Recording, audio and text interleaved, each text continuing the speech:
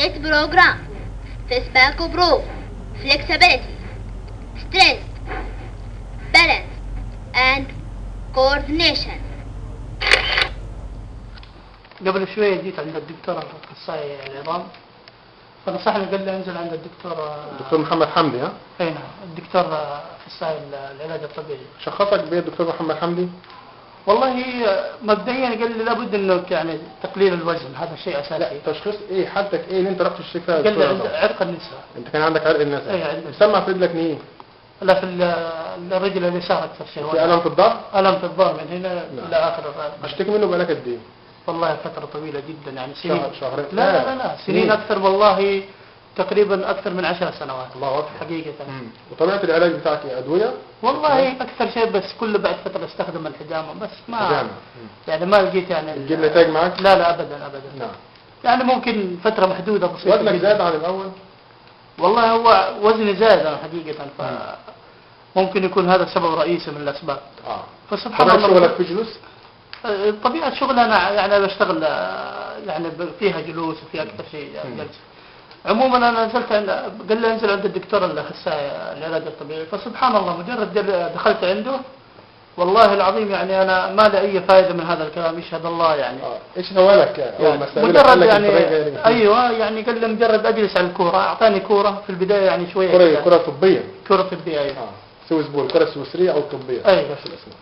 جلست فيها يعني تقريبا ما هي مناسبه لحجمي، المقاس بتاعها ما كانش مريح لي. ايوه تمام. فجلست على الكرة الثانية هذه. الحين انت جالس عليها دلوقتي؟ جالس عليها الآن هذه. ايوه.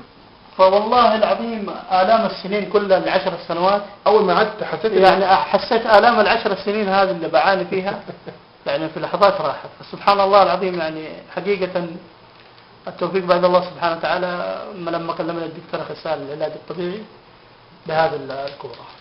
فإن شاء الله بإذن الله. يعني أنت حاليا دلوقتي قاعد الأعراض أو جدا؟ الآلام لا أبدا والله، لدرجة إني كنت بحس بالآلام كله من أسفل الظهر إلى بتسمع في رجلك لدرجة. أي. فسبحان الله الآن جدا ما في أي. تفسيرك إيه اللي حصل؟ والله هذا شيء غريب صراحة، ما أقدر أفسر إلا في شيء يعني، في أكيد في سر في هذا الشيء. طب قارنت قعدك على الكرة دلوقتي وقعدك على الكرسي؟ أنت قلت لي فرق شيء جدا شاسع، مجرد أجلس على الكرسي تبدأ آلام، أحس الآلام كلها. بالعكس، يعني أنت الحين جالس الآلام راحت. ما في أي ألم. على الكرسي الآلام بتزيد. ما في ألم، أحس نفسي رجعت ورا. تمام. لا لكن حقيقة الآن والله مجرد أنا جالس أي ألم ما في يعني صراحة. نعم. آلام السنين هذه كلها راحت في جلوسي في أقل من دقائق معدودات يعني. معناته إن العصب الحين مش مضغوط عليه. لا ما في أي ضغط عليه. سبحان الله نفسي أعرف إيش الحكمة الآن يعني. طب بطنك حاسسها ايه وانت قاعد دلوقتي؟ حاسس ان بطنك لا ما هي مشدوده داخلك كده، تحس ان انت جسمك طبيعي جدا. احس كاني مسترخي. كانه مش محتاج تسند ظهرك. لا ما هي محتاجه. معناته ان العضلات اللي ماسكه الهيكل العظمي شغاله، ومن ضمن الهيكل العظمي الفقرات. معناته ان العضلات اللي ماسكه الفقرات واللي تحمل الغضروف الحين ما شاء الله شغاله، فاصبح الغضروف في مكانه. وده اللي احنا بننصح بيه الناس اللي عندها مشاكل في الظهر. يا جماعه اقعدوا على حاجه سوفت، مش حاجه سوفت. الكره الطبيه ديت، الكره دهيت اخونا الاسم الكريم احمد ناصر، الاخ احمد ناصر قاعد عليها الحين وحس والله مجرد بس يعني المقاس المناسب له قاعد عليه بيقول الالم راحت. يعني انا والله حقيقه دكتور انتظر وانا هسجل معاك الكلام ده. والله العلي العظيم اقسم بالله ما في اي مصلحه مرجوه. نعم. يشهد الله. نعم. اقسم بالله مجرد جلست في اقل من دقيقتين زالت الام ال10 سنوات. وطبعا لو زالت الالام هترتاح نفسيا. اكيد. هتقعد تعمل شغلك اذا كنت بتعمل في كل النواحي. طيب. صراحه حتى وهذه بيعرفها الاشخاص المتزوجين يعني. نعم. وعلى فكره القعده على الكره ديت من ضمن اسماء الكره ديت اسمها كره الولاده، وبتنشط الدوره الدمويه في منطقه سقف الحوض. سبحان الله. الكره ديت بتقوي حاجه اسمها الكور سترينث. ايه الكور ده؟ الحجاب الحاجز، عضلات سقف الحوض، البطن والظهر. اذا قويت هذا الكور ده يصبح جسمك، ايديك ورقبتك ورجليك اللي شامكه في هذا الشيء ممتاز. فانت حمايه زي ما بنقول السنترال كنترول بوينت اوف ذا بودي، منطقه مركزيه تحريك الانسان هو منطقه الكور دي، منطقه الوسط والظهر والحجاب الحاجز. وابشرك كمان استخدام تمرينات هذه الكوره لو في حموضه، لو في سلس بول، لو في فتق في البطن، كل ده حاجات ميكانيكيه.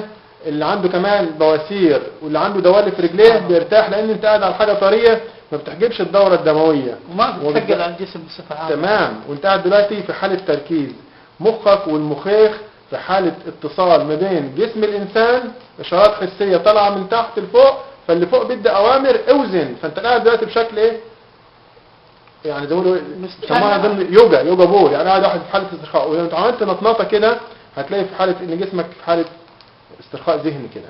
سبحان الله.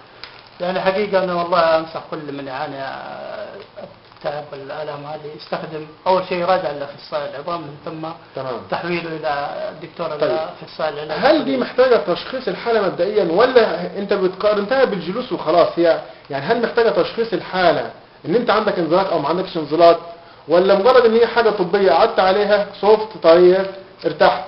هل محتاجة تشخيص الاول؟ والله كمبدأ ممكن إذا قرر الدكتور إنه عندك عرق النساء فمن الأفضل إنك تراجع الأخصائي العلاج. طيب لو واحد سليم أساسا تنصحه يقعد على الكرة ديت؟ ممكن يعني لو واحد يقعد على الكمبيوتر، حتى لأنه مثلا واحد يقعد على المكتب، طبعا هذا حتى أطفال بيقعدوا على البلاي ستيشن ويتنططوا وظهرهم بيقوس، طبعا لأنه ممكن تفيدهم مستقبلا حتى لا تحصل آلام مستقبلية يعني. الله يبارك لك. وده نحن نقول عليه وقاية مستقبلية لنا ولأبنائنا. نعم صحيح. شكرا يا أستاذ أحمد. حضرتك طبيعة شغلك يا أستاذ؟ والله أنا يعني أعمال حرة يعني. أعمال حرة، ربنا يوفقك يا حبيبي. اللهم آمين. شكرا.